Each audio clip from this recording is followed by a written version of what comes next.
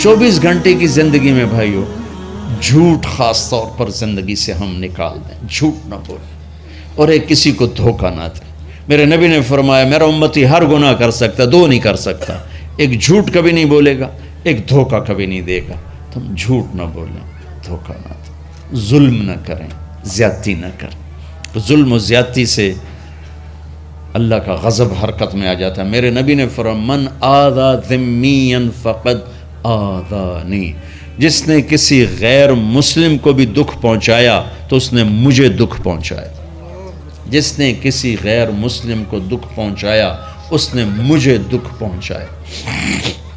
میرے نبی نے تو اپنے ساتھ رہنے غیر مسلموں کے ساتھ اتنی رحمت للعالمین کا ثبوت دیا۔ ہم ان کے برتن بھی الگ کرتے، اور برتن کو ہاتھ لگانے میں کہ دھو، برتن دھو کے لاؤ، اتنی نفرت کا اظہار۔ بھائیو محبت سے رہیں، اپنے کاروبار میں ہو سچ بولو، صحیح تولو، وعدہ خلافی نہ کرو، وعدے سے پھرو مت، کسی کو دھوکہ نہ دو، کسی کے فراڈ نہ کرو۔ بازار کا دین سچائی ہے، صحیح تولنا ہے اور دھوکہ نہ دینا ہے۔ گھر کا دین ماں باپ زندہ ہیں، ان کے پیر دھو لو، ان کی دعائیں لے لو۔ گھر والے ہو اپنی بیوی سے حسن سلوک کرو، گالی دینا، تانے دینا، طنز بولیاں، اپنے گھروں کو آگ نہ لگاؤ۔ ہمارا جوائنٹ فیملی سسٹم ہے، ماں باپ کو اپنا مقام دو، بیوی کو اپنا مقام دو۔ ہمارا سسرالی معاشرہ ظالم ہے، درد سے کہہ رہا ہوں ظالم ہے، ہمارا سسرالی معاشرہ ظالم ہے، چاہے دیندار کہلاتے ہوں، چاہے دنیا دار کہلاتے ہوں، چاہے پڑھے لکھے کہلاتے ہوں، چاہے ان پڑھ کہلاتے ہوں، ظلم ہے۔ میں کہاں سے اس کی تعویل کروں؟ اگر ماں باپ کی طرف سے زیادتی ہے اپنی بیوی کو بچاؤ، اور کہیں بیویاں ایسی زوردار ہیں کہ وہ گھر کو آگ لگانے پر آئی ہوتی ہیں، اگر بیوی زیادتی کرے تو ماں باپ کو بچاؤ۔ یہ تمہارا کام بیچ میں ایک پل بننا ہے، دونوں رشتوں کو جوڑنا ہے۔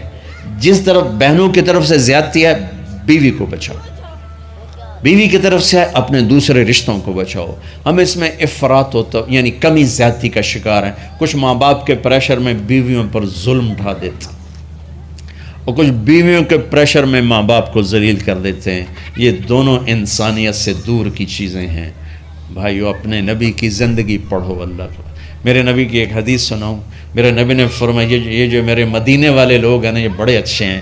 ان کے گھر میں جب کسی کی ڈولی اترے نا تو اسے یوں لگتا ہے جیسے میں اپنے ماں باپ کے گھر ہی آ گئی۔ یہ چند دن پہلے میں نے حدیث پڑھی تو مجھے بڑا مزہ آیا کہ میرا تو مستقل مضمون میں بیان کرتا رہتا ہوں۔ آپ نے فرمایا کہ یہ جو میرے انصار ہیں مدینے والے، ان کے گھر میں کسی کی ڈولی آ جائے تو اسے یوں لگتا ہے جیسے اس کو اپنے ماں باپ اور ساس سسروں میں کوئی فرق ہی نہیں نظر آتا، کہ یہ ایسے اچھے اخلاق کے لوگ ہیں۔ چلو اگر یہ نہیں ہو سکتا تو کم از کم یہ نفرت تو نہ ہو، لگائی بجھائی، لڑائی جھگڑے، طلاقوں کی شرح بڑھ چکی ہے صرف زبان کی بدتمیزی پر، صرف زبان کی بدتمیزی پر، صرف زبان کی بدتمیزی پر طلاقوں کی شرح بڑھ چکی۔ بھائیو اپنے اخلاق سے اپنے رشتوں کو جیتو۔ ماں باپ کا دل جیتنا ہے، بہن بھائیوں کا دل جیتنا ہے، اپنی بیوی کا دل جیتنا ہے اچھے اخلاق کے ساتھ۔ بیوی کے ذمہ خاوند کا دل جیتے اچھے اخلاق کے ساتھ، ساس سسر کا دل جیتے اچھے اخلاق کے ساتھ، اپنے بہن بھائیوں کا دل جیتے اچھے اخلاق کے ساتھ۔ میرے رب کی قسم تم چپ رہنا سیکھ لو، عزت تمہارے قدموں میں آ کے گرے گی۔ جواب نہ دو، چپ ہو جاؤ، اللہ عزت تمہارے قدموں پہ لا کے کھڑا کر دے، تمہارے قدموں میں آ کے اللہ عزت کو گرائے گا۔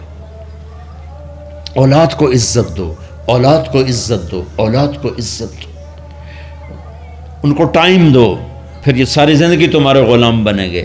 3 سال کے بچے کو اسکول میں دھکا دے دیا، آیا تو ٹیوشن والے کے پاس بھیج دیا، اور خود اپنے مزے کیے، تو یہ اولاد کبھی تمہاری نہیں ہوگی۔ انہیں ٹائم دو، اور اولاد کی خواہشات کا خیال کرو۔ ان پر ایسے ماں باپ ہونے کی ایسی دھونس مت جماؤ۔ آج کل اولاد نافرمان ہے، آدھا قصور ماں باپ کا ہے، آدھا اولاد کا ہے، کہ یہ وہ شفقت اور وہ محبت اور وہ ٹائم نہیں دیتے، اس سے آگے بات خراب ہو جاتی۔ اور ایک بڑا حساس موضوع ہے، رشتے ناتوں میں اولاد کی رعایت کرو۔ اپنی اولاد کی پسند ناپسند کا خیال کرو، ان پر مسلط مت کرو۔ اولاد سے کہتا ہوں کورٹ کی شادیاں نہ کرو، عشق معشوقی کی شادیاں نہ کرو، یہ 99.9% ناکام ہو جاتی ہیں۔ زندگی اور چیز ہے، عشق معشوقی اور چیز۔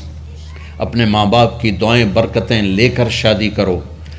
لیکن ماں باپ سے کہتا ہوں اگر کہیں بچی کہہ دے میں نے نہیں کرنی یہاں، تو اللہ کے واسطے اس کی رعایت کرو، اس کو گائے بھینس نہ بناؤ کہ جس قلے نال مرضی جا کے بن چھڈو۔ انسان ہے، جانور نہیں ہے، انسان ہے۔ زندگی جس نے گزارنی اس کی رعایت کرو، اس کی رعایت کرو۔ اولاد سے کہتا ہوں ایسے لو میرج اور گرل فرینڈ بوائے فرینڈ ہمارا کلچر نہیں ہے، یہ ہلاکت اور تباہی کا راستہ۔ میں قربان جاؤں میرے نبی کہ صاحبزادی جنت کی عورتوں کی سردار کا رشتہ آسمان پہ طے ہو چکا ہے کہ علی کے ساتھ کیا جائے گا۔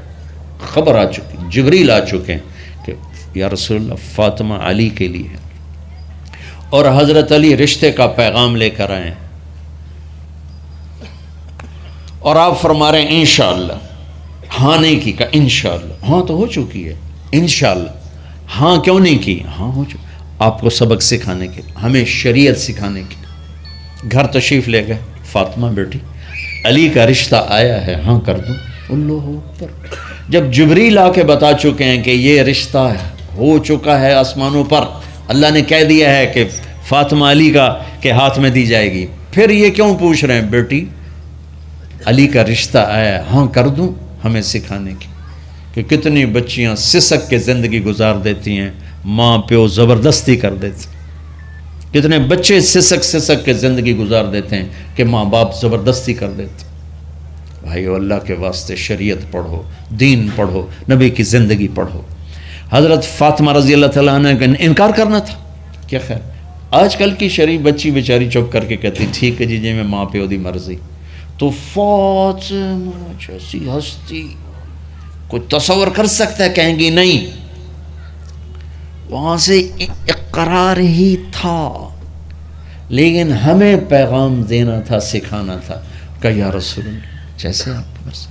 علی جاؤ لوگوں کو بلاؤ، پھر لوگوں کو بلاؤ، پھر آپ نے نکاح پڑھایا، پھر رخصتی ہوئی، بلا کر آپ نے فاطمہ کا ہاتھ پکڑا اور یوں علی کے ہاتھ میں دے کر کہا علی تمہیں نبی کی بیٹی مبارک۔ اور پھر فرمایا فاطمہ مجھے جو سب سے زیادہ محبوب تھا میں نے تیرا ہاتھ اس کے ہاتھ میں دے دیا ہے۔ بھائی اللہ کے واسطے اپنی قومی زندگی سے نکلو، رواجی زندگی سے نکلو، پنجاب کی زندگی، پٹھانوں کی زندگی، بلوچوں کی زندگی، سندھیوں کی زندگی، یہ بت ہیں، ان کو توڑ کے نبوت والی زندگی، نبوت والی زندگی، نبوت والی زندگی وہ اختیار کریں گے، ہماری عورتیں بھی سکھی، ہمارے مرد بھی سکھی، ہماری اولاد بھی سکھی۔ تو سارے بھائی نیت کرتے ہیں نا اس کی انشاءاللہ، اللہ تعالیٰ ان کی بخشش فرمائے۔ تو آپ بھائیو ایک تو جہاں مرکز ہے اسماعیل وہاں جایا کرو، جمعرات کو آپ کو فائدہ ہوگا۔ آپ کے پاس مسجد میں جماعت آ جائے ان کے ساتھ بیٹھا کرو، اس سے آپ کو انشاءاللہ فائدہ ہوگا۔ مہینے میں 3 دن جایا کرو، اس سے آپ کو انشاءاللہ راستہ ملے گا۔ اور دعا سے پہلے اگر کسی سے لڑے ہوئے ہو، مستورات میں کوئی کسی سے لڑی ہوئی ہے یا آپ کسی سے لڑے ہوئے ہو، تو کہ میں ہاتھ جوڑتا ہوں، مر جانے والی جگہ پہ کیا لڑائیاں، معاف کر دو، معاف کر دو، معاف کر دو، اللہ پہ چھوڑ دو۔ اپنے نبی کے ایک حدیث سنا کے دعا کرتے ہیں، آپ نے فرمایا مدینے والوں سے، مدینے والوں میرے بعد تمہیں تمہارا حق نہیں ملے گا، کیا کرو گے؟ کہا یہ ہم تلوار اٹھائیں گے، حق لیں گے۔ آپ نے فرمایا اگر میں اس سے اچھی چیز بتاؤں کرو گے؟ کہا جی کیا؟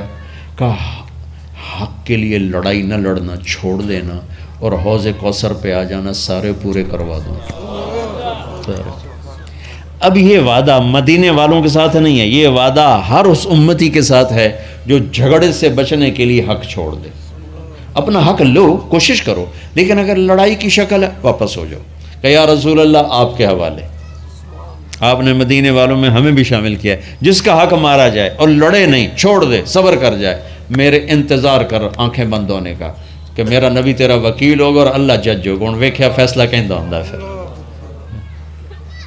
تم اپنے حبیب کو اپنا وکیل بنا لو، اب معاف کر دو، عورتیں بھی معاف کر دیں، آپ بھی معاف کر دیں، گلے لگو، امت بنو، محبت سے رہو، کیا 4 دن کی زندگی میں نفرتوں کی آگ بھڑکانا، محبت کے پھول بکھیر کے چلے جاؤ، کیا ظلمتیں پھیلانا، اپنے حصے کی شمع جلا کے چلے جاؤ۔